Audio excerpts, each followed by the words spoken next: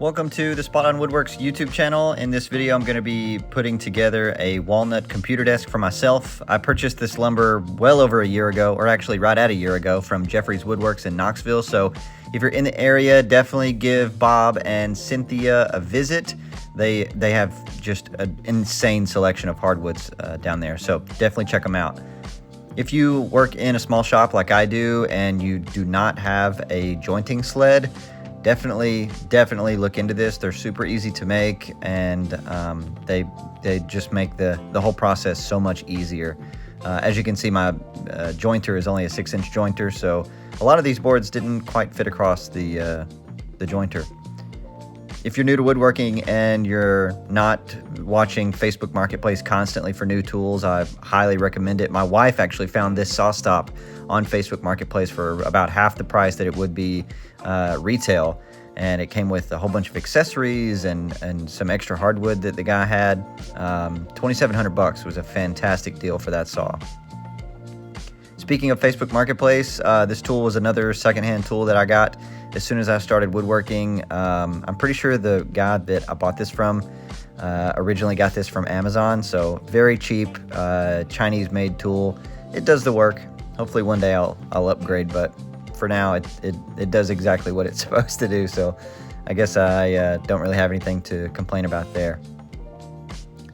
When I do these big panel glue ups, this one's about 30 inches wide. I like to do like a first round of glue ups that's smaller, that'll still fit through the thickness planer. I just feel like that helps the seams be a lot tighter, and of course it feels like less sanding too. And if woodworkers can get away with sanding less, we're happy, right? Alright, so now clearly just got a bunch of sanding and some epoxy work to do. There's some pretty big knots in here that need to be filled.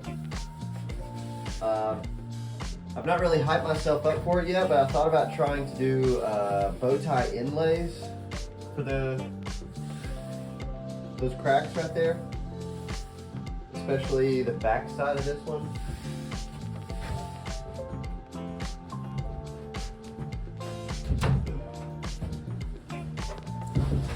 I've never done a bow tie inlay before, so I would definitely be taking a chance.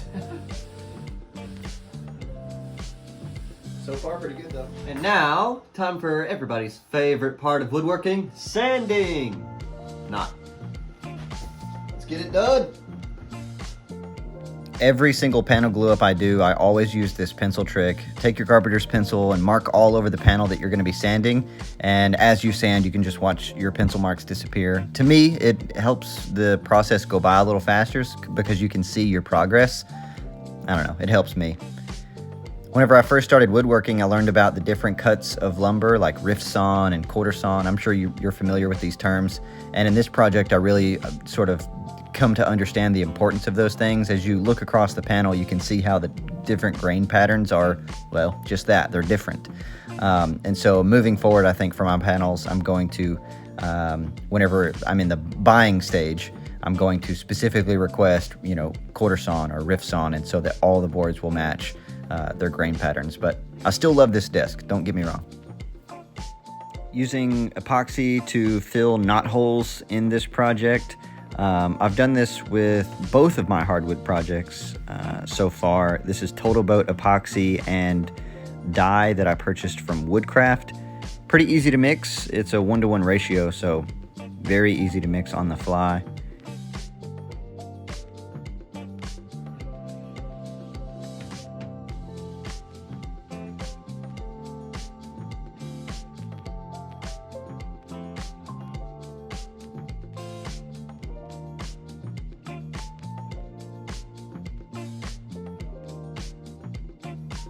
The directions on this epoxy say that after you stir it up for 3 to 5 minutes, you have to pour it into a different container and then stir it again for 3 to 5 minutes. I guess this is so that the epoxy components that are maybe stuck to the wall of the cup don't stay there and everything gets really well mixed in. I don't know. I just follow the directions. I just do what I'm told.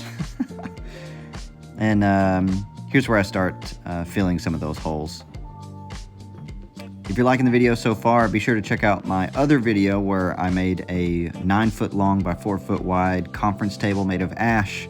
There were a lot of points in that project where it didn't quite go as well as I wanted it to, but we made it work in the end. Check that out. The link for that video will be in the description.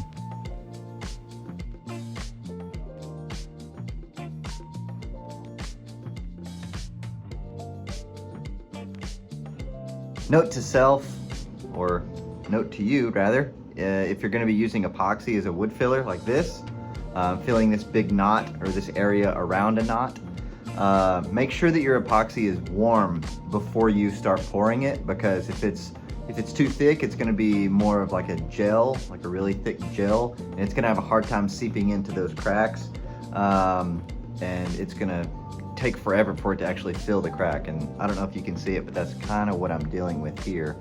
I'm having to go over it with a lighter to try to kind of like, I don't know, heat it right at the source to try to get it to soak through as much as possible. But this must be a really deep crack because I keep pouring it, it looks level, and then I go back to doing something else, and then whenever I come back, I can see the crack again. There's no epoxy in it, so I gotta refill it, and now my epoxy is getting even colder. So yeah, make sure you warm your epoxy before you actually use it. And actually, I've made myself a reminder.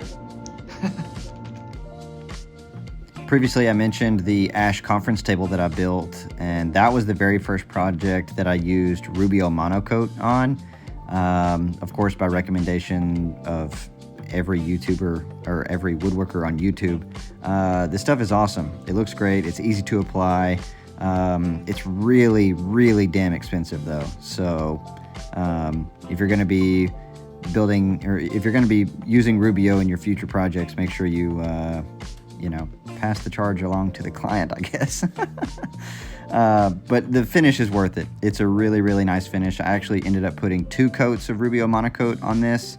Since it's my computer desk, I want this thing to be as resilient as possible. I do work from home, and I play a lot of video games, so this thing's going to see a lot of use, and I really need it to stand the test of time.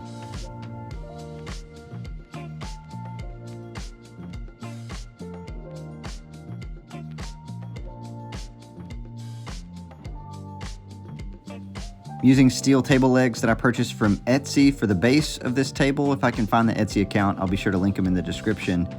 This is the desk setup that I have been using for well over a year now. It's just some IKEA junk, and it's not been fun working off of this thing. So I'm really, really happy to have this computer desk done. I'm so pleased with how it turned out.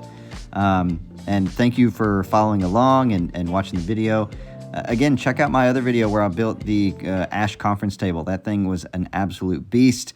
And if you want to follow along and see more build videos in the future, of course, subscribe.